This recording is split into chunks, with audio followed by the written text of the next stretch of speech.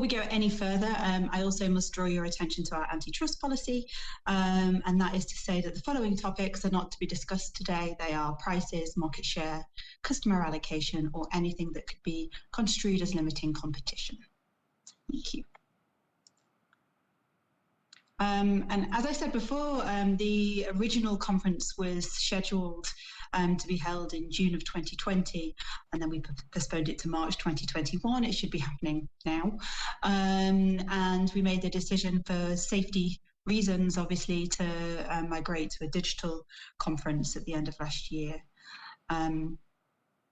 So we're delighted to be continuing with this digital approach, and we have further episodes which I'll talk to you about a little bit shortly and at the end, that you can also register to attend should you be interested in the subjects that we're discussing at really accessible rates throughout the course of the year.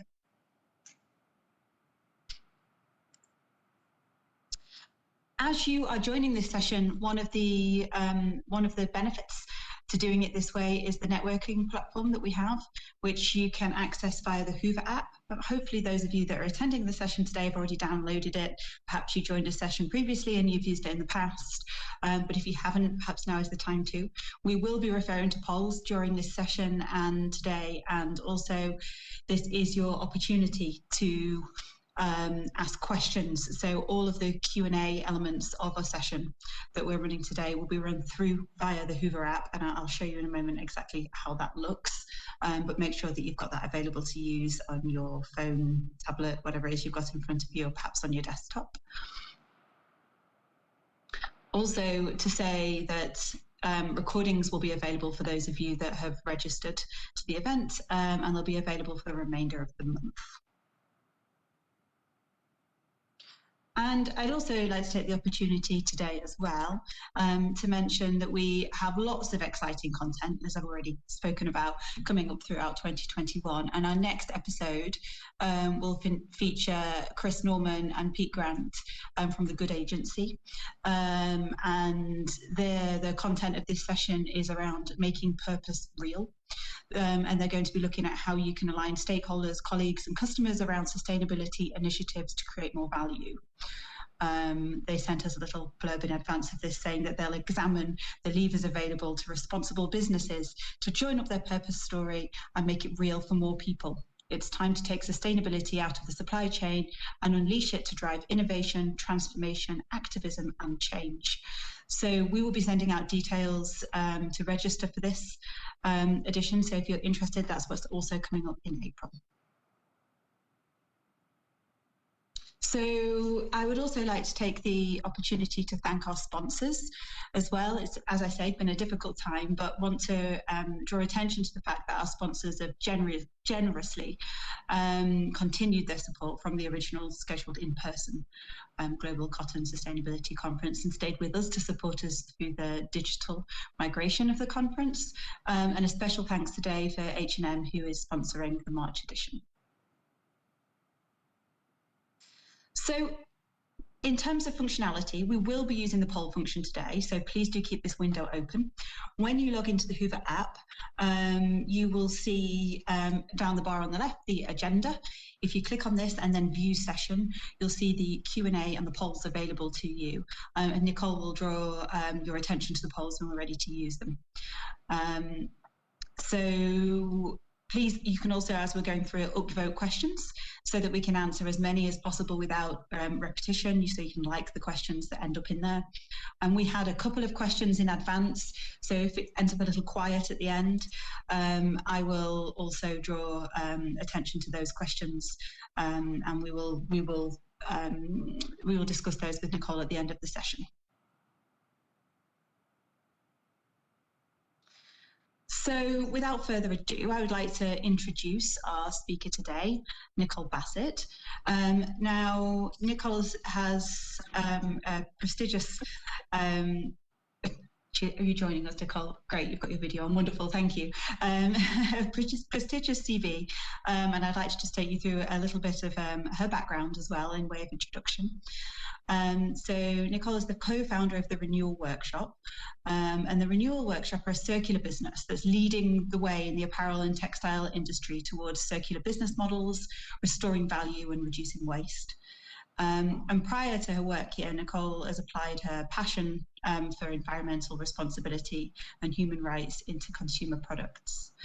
She's previously served as the Director of Sustainability for Piranha, Social Responsibility at Patagonia, and Head of Human Rights at Specialized Bicycles. And Nicole's background in terms of education was that she studied environmental studies, in which she received a master's with a focus on business strategy and sustainability from York University. So thank you so much for joining us. We're really excited to have you with us today, Nicole. I'm going to hand over to you. And just to note that we'll go to questions at the end of the session. Perfect. Thank you so much, Ellie. And thank you all for joining today. What I love about this is that we are global and we can connect with each other regardless of where we are. So thank you for the introduction, and thank you, BCI, for having me. It's a real honor to be invited here and talk a little bit today.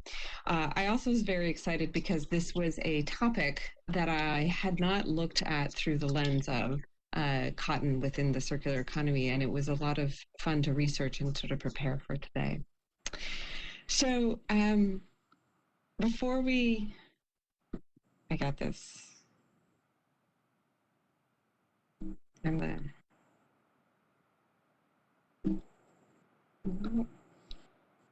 maybe I don't have the mouse. Sorry, Liv. That's all right, Nicole. I think I'm having difficulty passing it on to you. So if you don't mind, I'll just help you share the slide. Sorry about that. Excellent. All right, to the next one. Great. One more. Thank you. So I want to do a land acknowledgement before I get started. It's important because the land that I am on right now is not mine. It was land that was taken. And since we are all global, I wanted to also root you in where I am today. So myself and my company was built on the unceded land of the Wasco, the Wishram, the Confederated Tribes of the Grand Ronde, and the Warm Springs. So I just want to honor that. I wanted to honor that. So next slide. So today we're going to talk through a few things. I want to talk about the value of cotton. I think obviously all of you connected to BCI understand this, but I want to spend a little bit of time reminding us and grounding us. Talk about what is linear, what is circular, how do we honor product through extending the life of it, share a little bit about who the Renewal Workshop is and who we are. And then I want to talk about the future, how we are going to scale our industry and how that impact can happen. Then about how do we decouple growth of financial with resources, and really how is circular going to be impacting the cotton supply chain and rethinking value. So before we get into all of that, I want to have you go over to your app and take a look at the poll. So there's a poll in there, and it is next to the Q&A, and it's just a very simple poll. How familiar are you with the circular economy? So if you could find your way over there, click on it.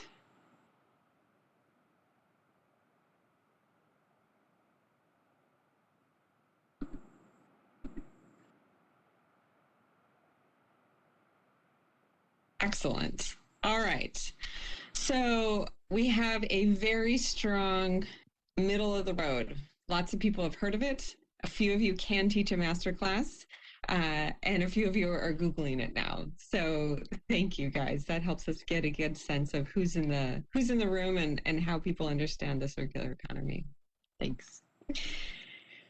So just like the land acknowledgement, I'm going to ground us, pun intended, with a talk about the earth and the soil and where cotton comes from. Because that's important to start at the beginning. Start where the cotton is going to emerge in the world. We put a seed in the ground into healthy soil, the addition of sun and water and nutrients, and we get a beautiful product that is near and dear to all of our hearts. And most of you are here because you obviously know about the Better Cotton Initiative, and you are committed to some level of sustainability within our supply chain. It's important that the work that the BCI does is important because what it really acknowledges in one way is that cotton is valuable and worth investing in. So there are certain principles that occur within the BCI standard around crop protection, around water stewardship, ensuring healthy soil, biodiversity, understanding the ecosystem in which cotton is grown in, decent work and the people who are involved in building the cotton supply chain, and of course, the quality of the product. So this is, BCI has been around for its 12th year now. So there's a lot of investment and understanding that cotton's valuable, and cotton is so valuable, it's worth all of this investment to protect it, to understand it, to grow this product. Next slide. And for all of you who've worked in the textile industry and understand what it takes to grow cotton in a sustainable way at scale, what it takes to access a global supply chain, and there's every year it's like, here we are again. There's a season for planting, there's a season for growing, there's a season for harvesting, and there's a lot of stress throughout that journey. Is there going to be enough rain? Is there going to be enough water? What's happening with pests? Is there any kind of diseases? And there's a lot of joy in the process as well. If you think about working with your colleagues, sharing stories, experiencing directly in the cotton fields and in other stages along the supply chain. Better Cotton Initiative has an incredible library of stories. If you haven't checked it out, I really encourage you to do so. And I was quite drawn to Tata's story. So she is a trained agronomist. She's dedicated her entire career to helping cotton farmers in Mali. And specifically, her work was on women farmers. Throughout her career, she's influenced and bettered the lives of thousands of farm workers. And I really want you to think about, here's one person who has influenced all of these lives to create cotton, and that ends up in my sweater. And we often don't see that. We don't have that connection. We see this as a thing, and we don't see the embodied value in it. And cotton is valuable, and it's worth investing in. And we share that common appreciation of that. So I'm going to ask you for a moment, close your eyes if you feel comfortable, but I'd like you to think about, in the last year, all the work that you have personally done in the cotton supply chain, in moving cotton to market. Or if you haven't directly, then maybe think about what it actually takes to grow something and to get cotton all the way through a supply chain. So I'm just going to give you a moment.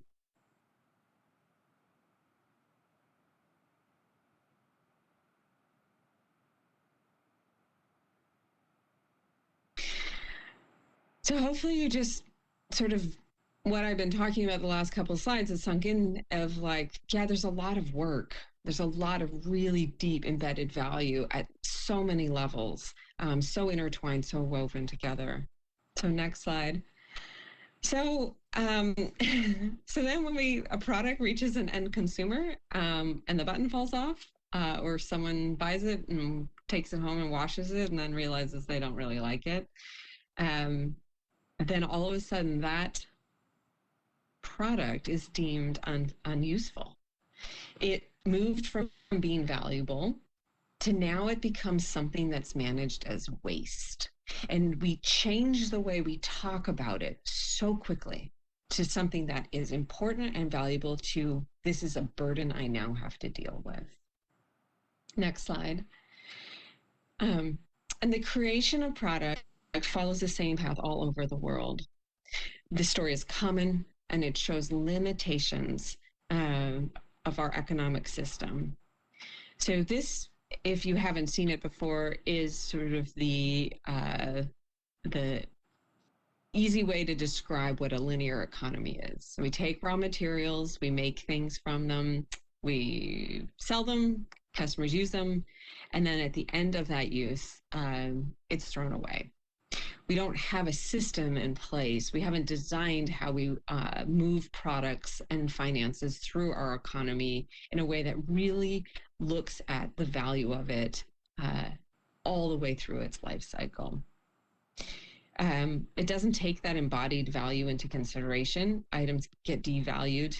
And the stories of Tata, the sun, the nutrients, all of the things that went into cotton is a victim of this process. Next slide. But of course, it doesn't have to be this way. There are different ways of looking at the world, and that is through a circular lens. So if we look at circular, we designed from inception how we're going to move this product throughout multiple stages of a life journey and how it's going to flow through those stages, transforming all the way and having different business models that we can extract that value or maximize that value that has been embodied in the product from the beginning. So next slide. Circular is not something that we get to just decide. Unfortunately, one day I'm going to now eat this apple instead of a candy bar. It is something we have to invest in, and it is something that we have to really change the way we work and the way we design. So luckily, there are very smart people in the world who've been thinking about this a long time, much longer than I, and wanted to share with you some really great insights from the Ellen MacArthur Foundation, which is one of the leading nonprofit foundations around the circular economy. And they have 3 beautiful, simple principles of design when we think about how do we transition ourselves into a circular business in a circular economy. So the first is let's just design out waste and pollution. So from the very beginning of the process, really thinking about where is this product going to go? What is it being made out of? The second is to keep products and materials in use. And I'm going to talk a lot about that because that's something that heavily influenced the renewal workshop. And then the third is to regenerate natural systems. So as we saw in our linear chain, we really are extracting along the way and not thinking about, is there a way for us through our operations and process that we're actually regenerating? And that is something that BCI talks about, obviously, and all of you who work at the farm level, which is very important. So it's these core principles that all of you can start to use and explore and incorporate in your businesses. This is the opportunity for a circular economy, is to actually use these principles when you're in decision making. And so for us, keeping products and materials in use, what I love about that principle is it really honors everything that went into making that product in the beginning. And it's our job now to shepherd that product and all that embodied value into its next use. So next slide. So the renewal workshop. So as I said, this is principle number 2, heavily influenced the way we designed our company. So the Renewal Workshop is about 5 years old. And what we do is we enable apparel and textile brands to become circular businesses. And we primarily do that through what we call renewal as well as resale. I'll explain that a little bit more. So we take products that are post-consumer. So products that have already been made, and now, as I had told you before, there's a moment in which this thing is now moved from having value to being something that has to get managed as waste. That's where we come. So that product can come to us from the brands themselves, and it can come from consumer take-back programs that the brands run as well. So that's where that product comes from. We have 2 facilities, one in Portland, Oregon, or outside of Portland, where I am based today, and then the other is in Amsterdam in the Netherlands. So you can see in the little photo here, this cute little factory at the bottom, that's us. And once you get inside there, what we're doing is we're basically extending the life of the product by adding value back into it and honoring the existing value. So we've cleaned all the products. We repair anything that needs repairing. We often finish the products and are even, improving the products because like threads may have been missed or things may have been missed in the original when it left the factory the first time, and we've caught it the second time. And then we also connect the product back to its data. So when you sell something online, there's all kinds of additional data that goes there, and that gets added. We build white label re-commerce sites so that a brand can resell their product again. And so you can imagine now apparel and textile brands start acting more like car companies. So you have new items, and then you have your pre-owned certified items, which we call renewed. We have over 20 partners, and we've diverted about £500,000 out of a linear economy into a circular one.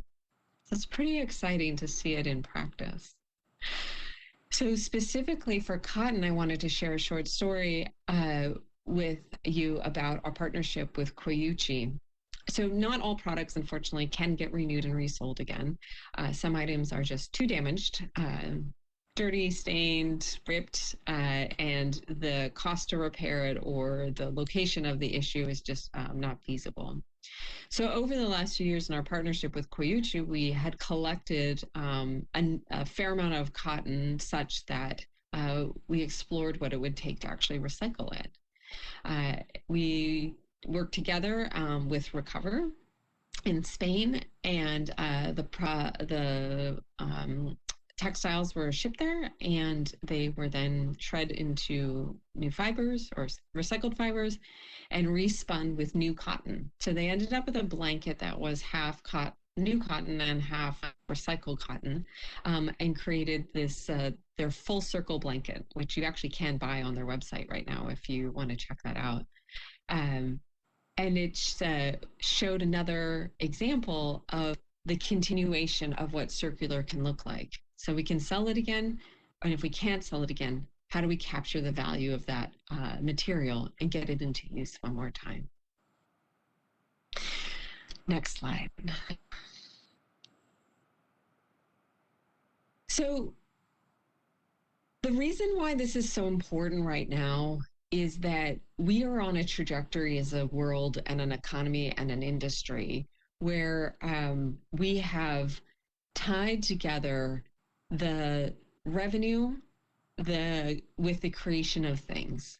So most apparel and textile brands, the way they grow their companies is they expand their product lines, offering more different types of products. They could offer more expensive products and then making new products. So this model is simplistic, but it gives you the visual understanding that we have a problem here. Houston, we have a problem. But if you want to go to the next slide,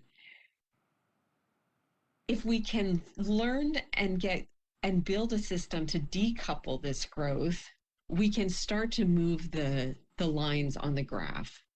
So we can say, hey, revenue, you're the one that everyone thinks is the most important. So we're going to make sure that you get to stay growing. But we're going to start to look at how that growth happens and change it. So can we make more products, make less new products, but sell more renewed products? And what does that start to do the impact? So as you can see, the most important thing that we're trying to do in a circular business model is to decouple this physical growth with this financial growth.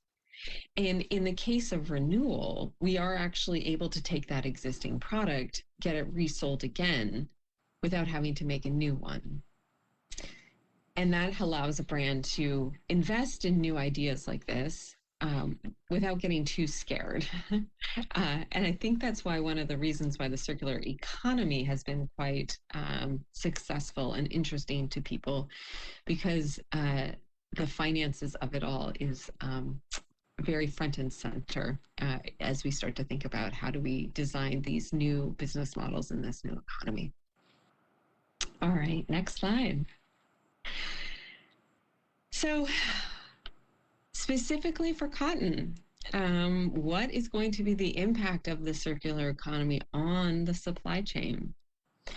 So for I think for many of us here, I think one of the reasons why you're highly invested in BCI is that we know there are problems in the way we do business today.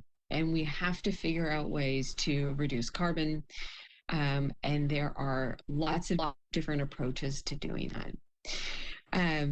So when people look at, okay, how do we do growth without making new things or new products or new raw materials? There's a lot of people who get really excited. There's an opportunity to better. For example, all the investments you guys have been doing in reducing the chemical use or getting better yield out of the cotton, all of those investments it's super important. So how do we do more with less impact? And the reality is, though, we do live on a finite planet, and there's going to be limitations to our growth. So some of you then hear that and probably get quite triggered because your business is tied to making more things. Your business is tied to growth. It's to growing more of a raw material or manufacturing a raw material, and your projections of growth is linked to that.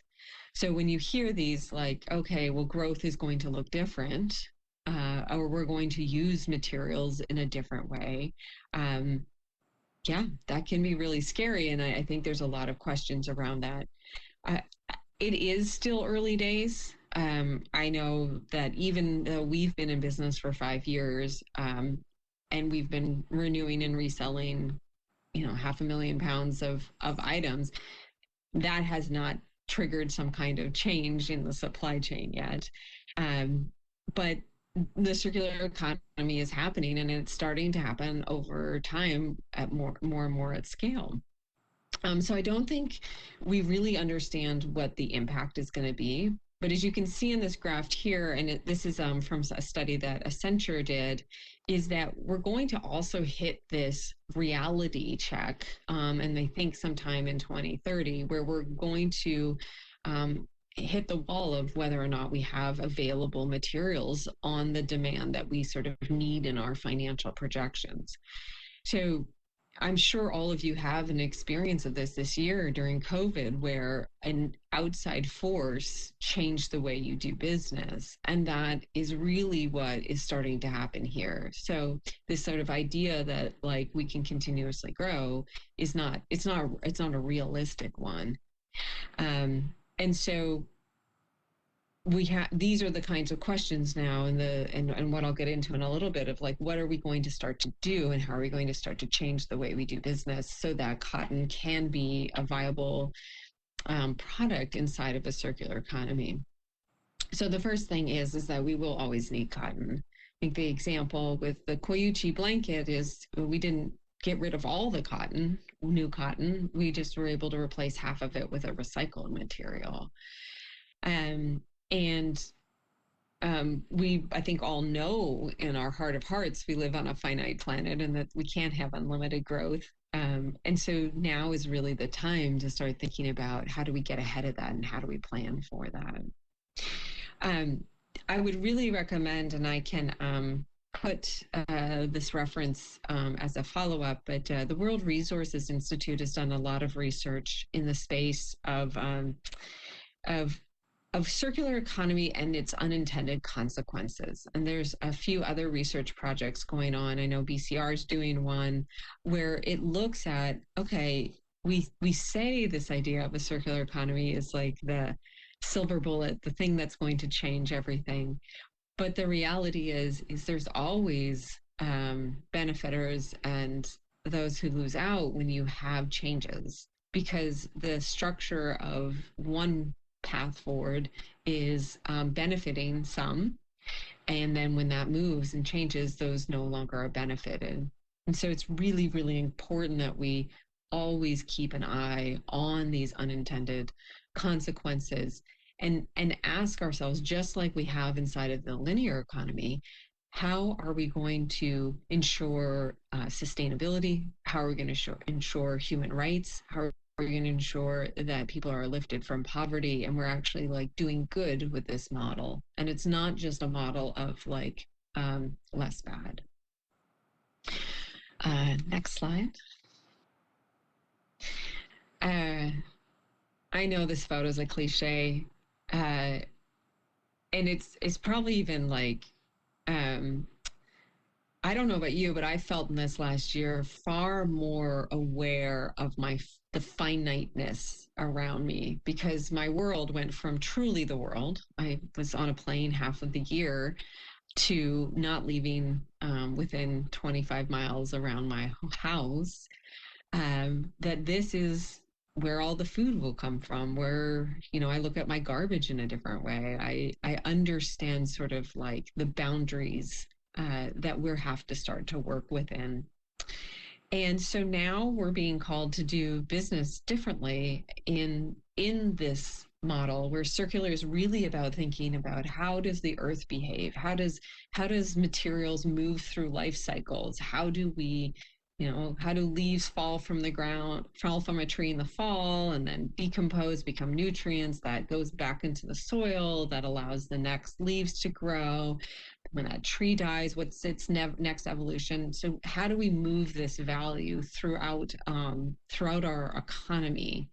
And I think that what I want to acknowledge is that already any of you here who've been making commitments to sustainable cotton already know that you are investing in your businesses for a future that you understand is coming. And so this is the same skills, the same way of working, the same, you know, strategy, planning, all of that. Those are the skills you already have. And so it's just about taking that with this new lens of circular. So we look at the cotton supply chain and we say, okay, how do we make sure that it's healthy and it's here? How do we make sure that our customers are being served in the same way? And so when you do business with this awareness, you know, you're going to inevitably start to evolve and change your companies. I think by will or by force, our economies and our supply chains are going to change. So we all know that. And those who are starting now to build those mechanisms for handling the change, to start to really think through the circular design principles, think through your business models, are going to be in such a better position to handle any kind of disruption that comes up in the future. So next slide. So with that, I actually did really want to leave quite a bit of time for questions. I really want to encourage a conversation here and talk about this, because this is sort of the topic that doesn't get talked about a lot when we talk about the circular economy. We really focus on all the like wins upstream and, oh yeah, we'll reuse these things. And as you heard and hopefully took away, is that's so important because of all the work that happens in the supply chain, that products are kept at the highest value for as long as possible because of what was invested into them at the beginning. And then we have to think through, what does that mean in the long term, and what does that mean to the supply chain when we are using materials differently. So yes, I encourage any questions. Please use the little the app and the Q&A button. Thank you so much, Nicole. I'll give people a little time, and thank you for moving back to the slide here as well, Olivia, so we can see where to paste the questions. It's really interesting and inspiring to hear you talk, if not a little unsettling at the same time, of how much work has to be done. But also thank you for drawing everyone's attention to Tata Coulibaly's story as well, because you're right, it's so inspiring, and it's important that we remember the value and effort that goes into the products that we use on an everyday basis. So we don't have any questions in the chat at the moment. I'm sure some will come up. We had a few sent to us in advance. I think Olivia, who's helping host this session, is going to post them into the chat so everyone can see them. But in the meantime, I can start you off with the first of the questions that we've had, which is, what would you suggest is the first step that a retailer and brand should take on their journey towards circularity? Yeah. So how to start? How to start, exactly. Well, I think the first step is acknowledging that this is something you're going to invest in. So I remember early days, and I'm sure all of you on here, is when sustainability was just sort of emerging back in the early 2000s as this thing we were going to potentially do or not do. I'm not sure how it fits with our brand. And I remember just so many conversations of brands who just sort of weren't necessarily going to go there. And I think that if you're going to do something right away, it's acknowledging that you're going to go there now, that circular is something that's going to inevitably be a part of your company in the future.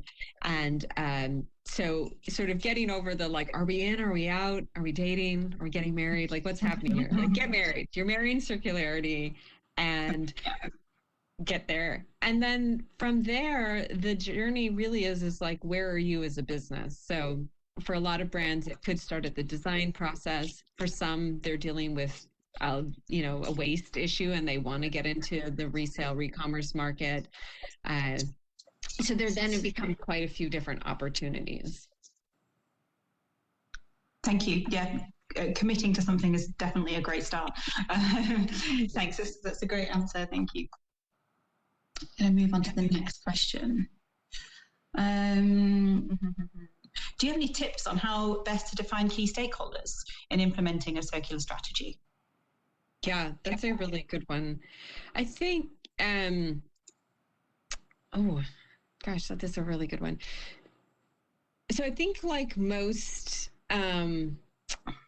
approaches for work from a brand level or from a company level is, what do you control, and what decisions do you make that have the biggest impact? So depending on where you are in the supply chain, so if you're a brand, what you control is how you do your business, and what you choose to make and how you choose to make it. So many I'll start on the business model side, and then I'll talk about the design side. So on the business model side, really understanding who are my customers and how am I serving them. So right now there is a ballooning re-commerce market that's happening online all over the world. So more and more companies are enabling for people to resell their products, or and eBay obviously has been around forever. So there's always been a place where you can buy not new things. And as the millennial and the Gen Z, generations start to come up and they're accessing products, they're looking for things that are not new. Most apparel brands and retailers don't sell anything but new products. So you already are missing out on that consumer base who may love you, but they're not interested in your new things. So when you look as a brand, who's your main stakeholders? It's why are you in business? And you're in business to serve your customers. So that's where business models gets really influenced. Then on the design side, I would say that when you look at your stakeholders there, it's and what do you control? And that's the products you choose to make. So really thinking about like how and do your teams understand how to design for circular? Do you know how to design for durability? Do you know how to design for recyclability, for disassembly? And no, and it's not a detriment to anyone, but we've all grown up, myself included, grown up inside of an industry that we were in the business of making and selling new things to a trend inside of a market, like in a very specific way. So going into the supply chain, then other companies look at what do you control and who are your customers and what do you do and how does your business either contribute to a linear economy or a circular economy, and are there ways that you can start to invest and into circular? Yeah, it's a really interesting piece. Do you see there? Sorry, it's not my conversation to be had, and there are a few more. There are a few more questions in the chat as well. I just could get carried away with this point. But do you see there being the trend really growing outside of your work? What sort of trends are you seeing? Who's leading the way there? What's happening in that space?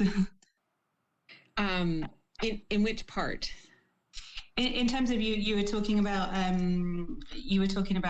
the sort of demand for it growing essentially, and I was just thinking in reference to Kering moving into the sort of vintage clothing market, this kind of thing. So this sort of being the trend and the demand for things having changed since we were young, and new things being the only way to do things. Right. I know, it's so funny. So many people are like, I've never bought new clothes. Why is this new? And I think what's new is that we have new tools and we're using technology and we're using commerce as more of a vehicle for like accelerating that change. So, I mean, I will say, like when we started the company 25 years ago, I'd go into a meeting and explain to someone, this is the circular economy. And they're like, oh, okay. And, writing notes. And as we saw in our poll today, all of you mostly knew what it was. And so that in of itself shows that trend line is much faster than it was than when I think sustainability was twice as long to build that same kind of level of awareness, which I think is very interesting from like a business corporate perspective. And then I think the acceleration of technology companies and this desire to like use apps and platforms to be able to move products around has allowed the sharing economy is also another. It may or may not be necessarily circular, but it's also a way of like extending the life of products or using products and using value. And so you saw that with like, Airbnb and Uber, who took like, oh yeah, I have a car and I can now share it, or I have a home and I can now share it by using technology to digitize how we connect with each other. So I think that's also what's occurring and having it accelerate so fast right now. Yeah, it is the really exciting trends to see. On the flip side of that, one of the questions that we've got that's come in is around what the biggest hurdles are that you find in getting brands to work with the Renewal Workshop. So what are the biggest challenges and how do you go about addressing them? The blockers. Yeah. It's funny. Unfortunately, the biggest challenge is still mindset. So there's still this like hesitancy. There's a lot of curiosity. I'll say I've probably talked to, I don't know, hundreds of companies who are very curious about this, and some recognize that this is inevitable, and then they're starting to figure out how to plan for it.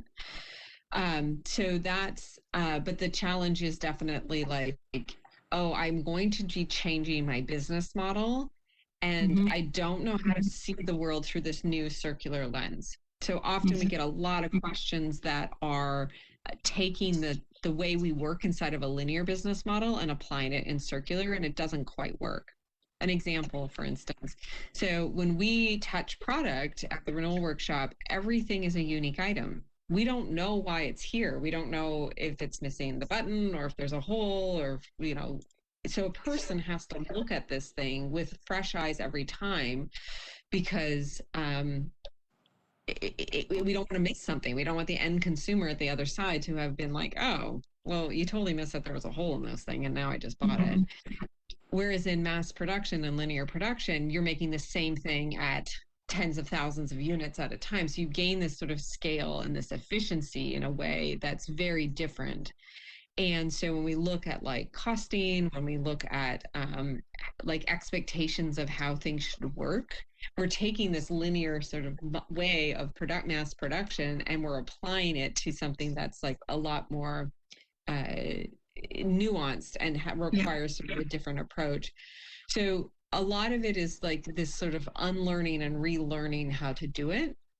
But I'll also say there's a lot of great companies, ones that we work with and others who have got there. They've figured out like, oh, okay, here's the product and here's my new challenges. And here's my new business model. So it's definitely available. But it does require a sort of that commitment piece to like wanting to go and sort of sit in the hard work and figure it out for your own brand. Yeah. And it's labor intensive as well. Yeah. So yeah, it's but that actually links really, really well with the next question that I received actually in terms of your growth projection. So what is your growth projection and how will you deal with the scope for huge growth as demand, I guess, increases for a circular approach over the coming years? Yeah, so I think like most companies, you have to figure out ways to do more with less. So we're always working on like improving the ways we work and making them a lot more efficient and using technology and automation in different ways. And then also just expanding. So we expanded last year to Europe. We have our second facility in Amsterdam, which has allowed us to access and support and use the European market. So we launched Tommy Hilfiger's program, Tommy for Life, in Amsterdam, not in the Netherlands, the whole Netherlands, not just Amsterdam. And we have a few other brands that we'll be bringing on board this summer, who are also like the European market. And then we are growing a lot here in the US. So in this summer, we're moving into a new facility. So it's just, growing up over time. Great, thank you. And you certainly piqued somebody's interest here that's asked if it's possible to visit the Renewal workshop. It will be one day. Yes, we used to have tours all the time. So hopefully once we're outside on the other side of this pandemic, that's something we can start up again. Thanks. So somebody's asking here what kind of value you get back on your partners' pieces. So is the model profitable both for you and for your partners? Yeah, so I mean, we had to design the business that way. I think what's very interesting is that my background was in sourcing and sustainability and working with factories all over the world. So you had a very good sense of like how a factory needs to make their business and their margin. And our business model is obviously different than the true factory in the sense that we also provide services like re-commerce websites, and brands pay us to access that site. So we have a more diversified revenue base. But from the beginning, what was the most important thing for me when designing the company was that brands make money, and this is a real sales channel for them. That was like the most important number one thing. Our brand partners, that's how it's designed, so that this is not just a thing that they like, oh, I have to pay more to do the right thing. This is like, this is a business channel. And if you also look at the car industry, I think Toyota is making a third of their revenues from new cars, a third of their revenues from used cars, and then a third of their revenue from like services. And Toyota is still a huge, big, profitable, growing company, but it's done the work to change its business model. And so I always point to that and say to people, like, this is, if you need to know where you're going, start to look over here. Great, thank you. It's interesting to look to the car industry for something more sustainable as well. It's an interesting perspective. So thank you for that. I have a question here as well. You've talked a lot about European and American brands kind of taking this approach, but are you looking to expand to Asia? And is there any interest coming from Asian markets and value chains as well? That is a great question. I do know that there has been a lot of circular business models in Asia, like rental, and peer-to-peer selling and things like that. We have not necessarily explored Asia yet. We only just got into Europe. So I don't know enough to answer well on that one, unfortunately. Okay, thank you. I think we've just got 2 more questions, unless anything comes in as you're talking. And one of them was, I think you kind of answered this already, but perhaps you have a little more to add around how to get started. But do you have any recommendations on how to pilot circularity? So any key measures for success and value that you could sort of offer businesses if they wanted to take this approach? How do they go about kind of showing return on investment and kicking it off and getting it going? Yeah, that's a good, well, one, I would say reach out to me. We have some sort of like step-by-step ways of getting a brand to understand their business model before they even start doing the work. So getting a good sense of like, what would your revenue, or sorry, what would your feedstock be? And then doing some financial analysis and some product analysis to figure out what your business model would be.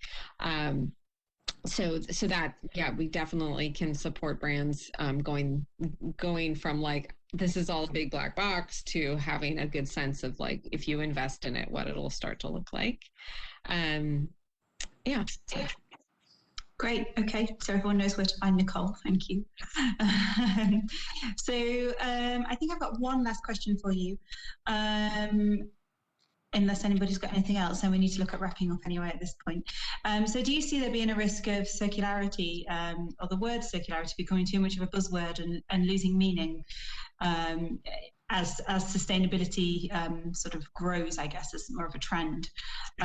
So if so, what can brands do to ensure that their efforts remain credible and are perceived as such?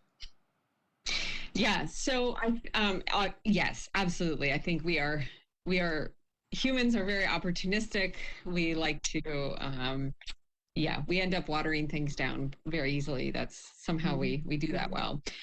So yes, I do think circularity is going to be applied to everything. I think recycling, like we also hear that too. Recycling means literally everything. It doesn't necessarily mean like, oh, actually, I took an aluminum can and turned it into a new aluminum can. So circularity is going to go through that thing. What I think is, I like what we've learned out of sustainability work is that you have to define it. So you have to say, hey, this is circular because of da, da, da, da, da, da, da. And then that's when people can point out and say, well, that's not really true. That's not really like, that's a piece of it. And I think that's the other thing is like product life extension is a piece of circularity, but if we aren't designing product that ultimately could get recycled, then that's not the whole thing. And that's why I like the Ellen MacArthur's like 3 principles, because it's like you have a way of vetting whatever that is. You're like, oh, sure, yeah, you designed the waste out, but you made it so that like it's, not regenerative or whatever the things are. So you have these tensions that you can put in front of it. So again, like just be very transparent of why you're using that term, and defining that term. And over time, I'm sure we'll end up with like all kinds of labels and certifications and the way we always do. But for now, it's just about being really honest and transparent with what you are doing. Thank you so much. Thank you. I'm going to start sort of closing us down today, but I just want to, again, extend so much thanks to you, Nicole, for joining us for this session and what's been a really interesting conversation. I feel like I would like to chat to you over a coffee for the next hour and discuss some of this so much more. That's been really, really fascinating. Thank you. But also for those of you that have further questions, we can continue the conversation via the Hoover app. So there's a chat option in there too. So you can follow up with further questions that come to you as you're sort of mulling this over. and that will remain open for the remainder of the month. And we'll make sure that any questions that come in are directed to Nicole, so she's able to come back to you on those. And Nicole, also, if you could share with us the link you were talking about earlier in terms of the circular economy and its unintended consequences, we'll share that in the chat too, because I think that's also really interesting to see both sides of the coin too. So thank you so much. Please take the survey that has been shared by email and in the app. And don't forget to register for the April episode. And thank you again to Nicole and to H&M who have sponsored the March edition of our conference. Thank you very much. Thank you.